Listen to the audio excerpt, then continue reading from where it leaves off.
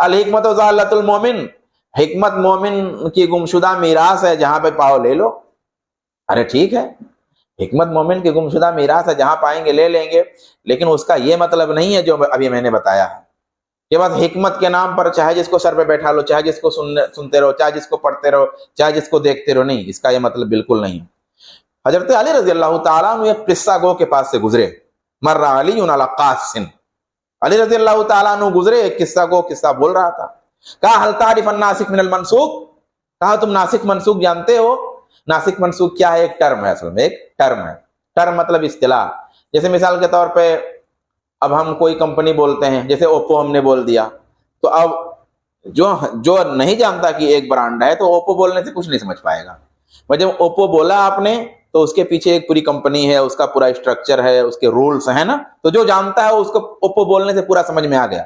تو ایسے ناسخ کا لفظ بولنے سے اس کے پیچھے ایک پوری کہانی ہوتی ہے، منسوخ کا جو لفظ ہے اس کے پیچھے ایک پوری کہانی ہے۔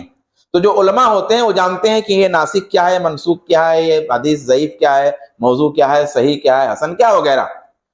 تو وہی بات حضرت علی نے پوچھی اس سے کہ بھئی تم یہ بات جانتے ہو؟ تو کہا نہیں۔ تو کہا ہلکتا و ہلکتا، کہا تم خود بھی ہلاک ہوئے اور دوسروں کو بھی ہلاک کیا۔ اس کا مطلب کیا تھا؟ اس کا صاف مطلب یہ تھا کہ کیا تم عالم ہو؟ مطلب کیا تم عالم ہو؟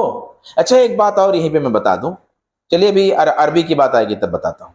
ایسے ہی یہ علماء کی بات کیوں کی جا رہی ہے، میں آپ کو ایک آدھ مثالیں بھی دوں گا۔ فرماتے ہیں حسن بصری غالباً فرماتے ہیں کہ العالم یری الفتنۃ قبل وقوعها والناس لا يرونها الا وهي مدبرہ۔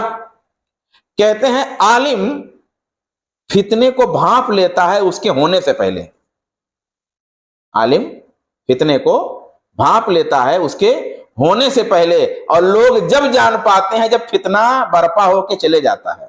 یعنی اس کو ایک مثال سمجھیے کہ عالم سیلاب کو پکڑ لیتا ہے سیلاب آنے سے پہلے، اور لوگ تب جان پاتے ہیں سیلاب جب سیلاب کچھ تباہی مچا کے واپس جا رہا ہوتا ہے۔